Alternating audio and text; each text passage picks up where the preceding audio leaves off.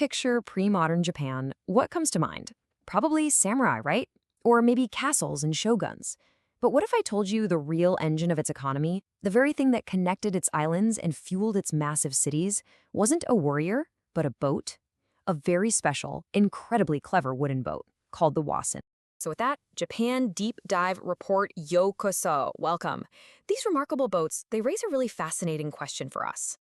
That's exactly what we're going to get into. We're going to uncover how this unique vessel, born from local resources and just pure design genius, became the absolute lifeblood of a nation, long before the steam engine ever reached its shores. So here's how we're going to break it down. First, we'll look at why Japan was a forgotten maritime power. Then, we'll trace the journey from a simple log to a seagoing leviathan. After that, we'll dive into their radically different design. We'll see how they became the lifeblood of the nation's economy. And finally, we'll talk about their last voyage and why they disappear. All right, Section 1. To really get the wasen, you first have to understand Japan's geography. I mean, we're talking about a nation of nearly 7,000 islands. For most of its history, that one simple fact shaped absolutely everything. Think about it. Long before there were bullet trains, before there were even paved highways, the sea was the superhighway. It was the only efficient way to move all the stuff that mattered: rice, timber, sake, you name it, not to mention people. The entire development of Japan was literally built on the back of its maritime skills. And the star of that whole show? The wasen.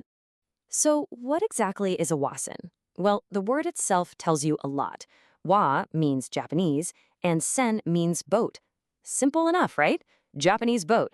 But it's so much more than that.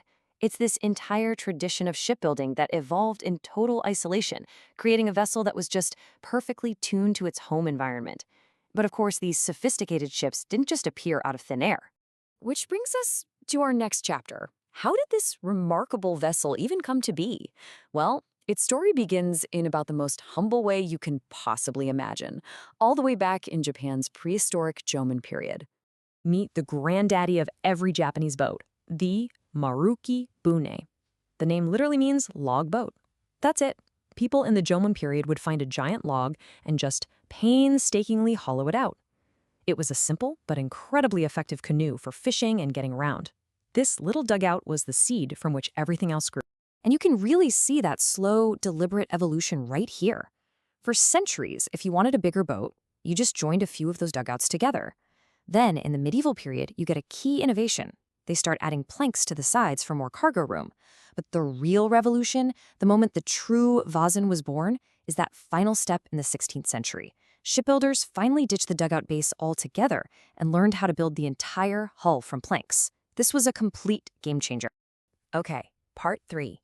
Because this new all-plank construction, it led to a shipbuilding philosophy that was fundamentally different from anything happening in Europe or anywhere else in Asia, for that matter. Okay, this is the crucial point. Western ships were built frame first. It's like building a human skeleton, right? You build a keel and ribs first, and then you attach a thin skin of planks. Woldine were the total opposite. They were built plank first. Shipbuilders would join thick, heavy planks together edge to edge, creating a strong, self-supporting shell, almost like an insect's exoskeleton. There was no internal skeleton in the Western sense. The strength came from the hull itself. Pretty wild, huh? So you're probably wondering, why? Why build a boat in such a different way? Was it just to be difficult? Nope, not at all. The answer is pure genius, and it gets to the very heart of Japanese design. You work with what you've got. See, Japan just didn't have huge forests of tall, straight oak, the kind of wood that's perfect for making those internal frames. So they adapted. On the Pacific coast, they used camperwood. Over on the Sea of Japan coast, it was all about that beautiful, straight-grained cedar. The shipbuilders became absolute masters of using the specific properties of their local wood to create these strong, shell-like structures. The design followed the material, not the other way around. All right, so they had a unique hull, but a boat is more than just its hull. A common knock against Wasen is that they were poor sailors, especially when you compare them to the big, square-rigged ships of the West. But that assumption totally misses a crucial innovation.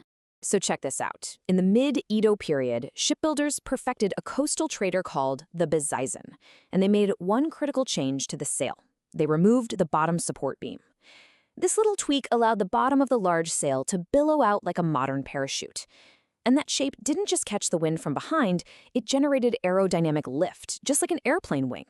This meant the Bizaisen could sail incredibly well with the wind coming from the side or even partially from the front, which, for navigating the complex, winding coastlines of Japan, was far more effective than a Western square rigger. So now we have this highly evolved, super efficient coastal vessel.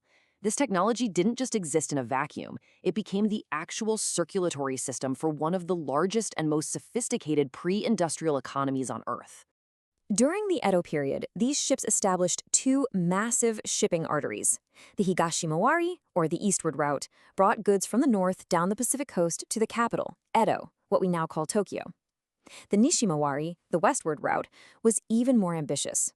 It collected goods all along the Sea of Japan coast, sailed down to the great merchant hub of Osaka, and then looped all the way around to Edo.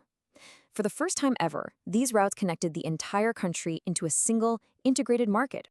And this wasn't just about bulk cargo. The system was highly specialized. You had ships like the Hishigaki Kaisen, which were the workhorses, carrying everyday stuff like cotton, oil, and soy sauce to the huge cities of Edo and Osaka. But then you had the speed demons, the Taru Kaisen. They specialized in carrying barrels of high-quality sake. Because sake was a high-value, time-sensitive product, these ships competed fiercely to be the fastest. They were basically the express freighters of their day. The Warsan dominated the seas around Japan for centuries, a true testament to their perfect adaptation. But, as we know, no technology lasts forever. A one-two punch of politics and new technology would eventually bring their era to a close. One really interesting factor was a reoccurring government policy called the Daisen Kenzo Kenshire. That's a mouthful, but it just means the edict banning the construction of large ships.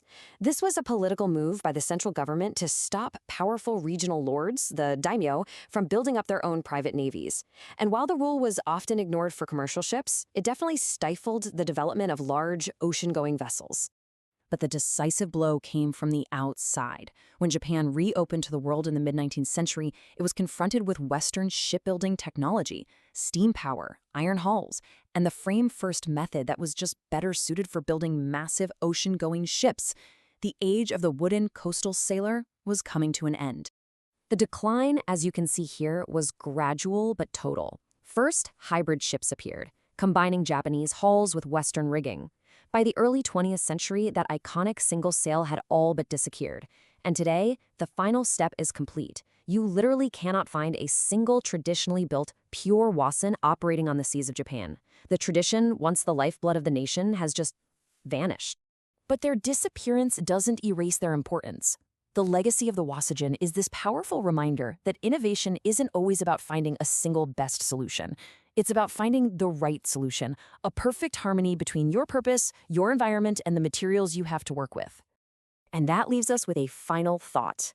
In an age where we're all searching for more sustainable, locally sourced, and efficient ways of doing things, what can we learn from a technology that did exactly that for centuries?